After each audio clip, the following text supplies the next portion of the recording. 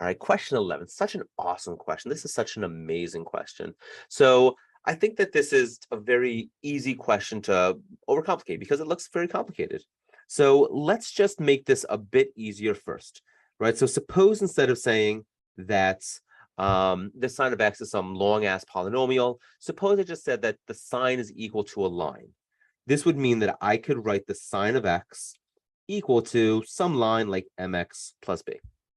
Well, if these two functions were equal to each other, then the derivatives should be equal to each other.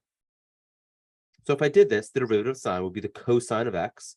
The derivative of mx plus b is just going to be its slope. It's going to be m. So this would say that the cosine of x is equal to m. But then why stop here? So if I took another derivative, since these functions are the same, their derivatives must be the same as well. Derivative of cosine is negative sine. The derivative of m, well, m is just a number. This would be 0. So what this is saying at the second derivative is that the sine is always equal to 0.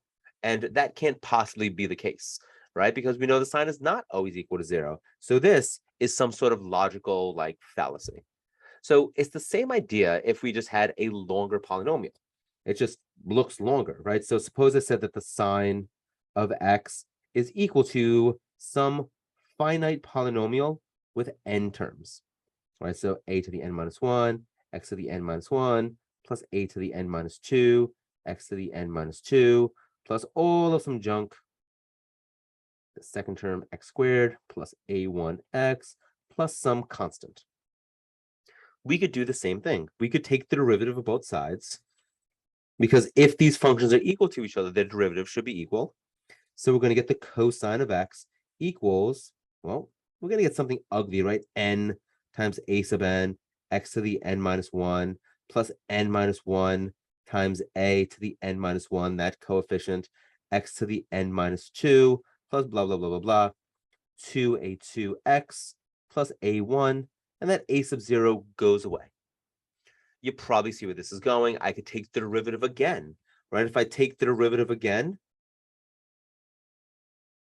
we get the same issue.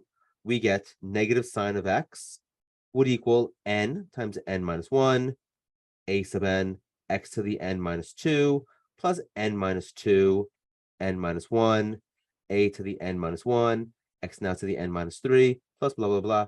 This thing is just going to be 2, and that a to the first just goes away. So we've reduced the power of our polynomial by 2, taking these two derivatives.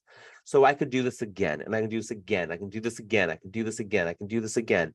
And eventually, this side, right, we know what this side does. This side just fluctuates between sines and cosines, positive and negative.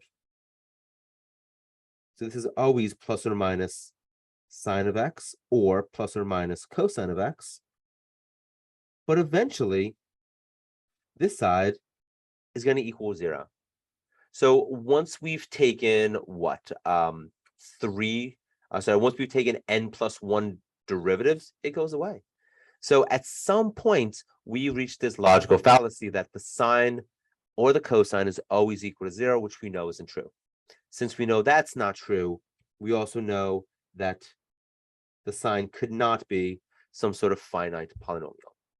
Now, the fun thing, spoilers for later, the sine can be written as an infinite polynomial, just not a finite one.